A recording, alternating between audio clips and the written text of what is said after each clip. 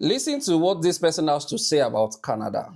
Many Nigerians in Canada and other immigrants are suffering from depression and mental health challenges.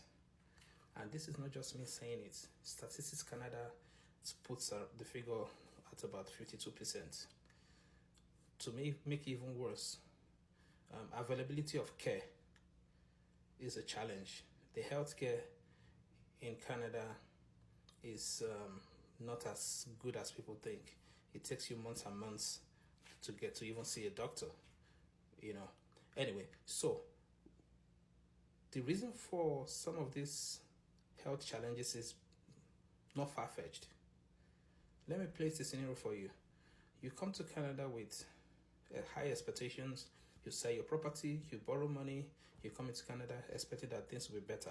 But you come here and the reality dawns on you. You cannot get the job that you are skilled in and you are underemployed. So it's called deskilling. Deskilling practically means you don't get the job that you're qualified to do. Your experiences back home don't really get you a job in Canada. So you resort to doing what they call survivor jobs. Those survivor jobs don't pay so much, so you have to do multiple shifts. At the same time, you're schooling, right? You have kids, you have bills to pay, and all that. And for example, as a lawyer, if you want to do your recertification to get called into Canadian bar, each of the exams costs $500. Sometimes you have to write 6, 7, 4, 5, depending, right? And at the same time, you're working full time. You have to pay your rent. You have a car. Car in Canada is not a luxury; it's a necessity. You need to eat, cost of living, and all that.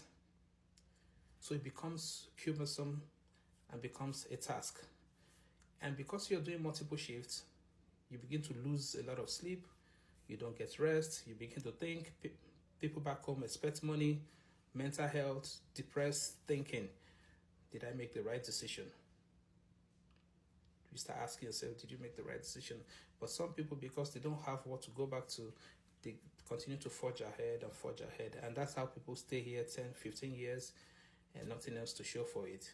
And while you are doing this, you find yourself collecting credit cards, getting more loans just to get by. You keep telling yourself, oh, I can pay it when I get a good job. Years and years. The country itself gets worse. The economic situation of Canada has never been worse.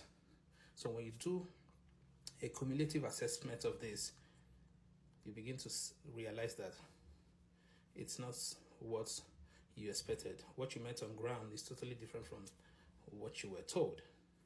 So, in the final analysis, what is important here is for people to know the truth. Do you know, for example, that people travel from Canada back to Nigeria for healthcare to go and do surgery? Canada healthcare system is one of the most expensive anywhere. For example, if you also hear, oh, my children don't pay school fees. School fees in Canada is tuition is free. Yes, that is true. But the things around it is what they don't tell you. If you have kids and they're schooling, yeah, to go to the classroom, they don't have to pay. But you see the extracurricular activities, swimming, soccer, baseball, hockey, you have to pay for all that. And that's where the expenditure comes in.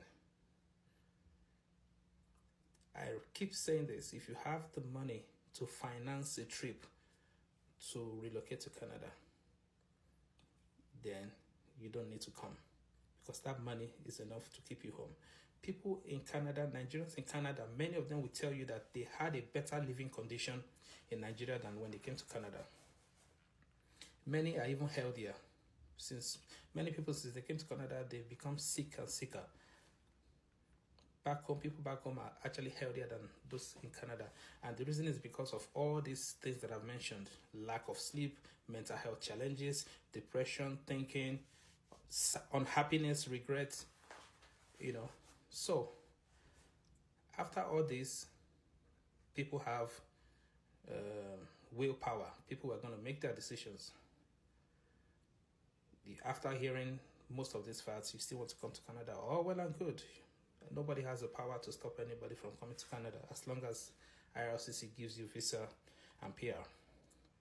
But do not complain that nobody warned you, because I did. See you again.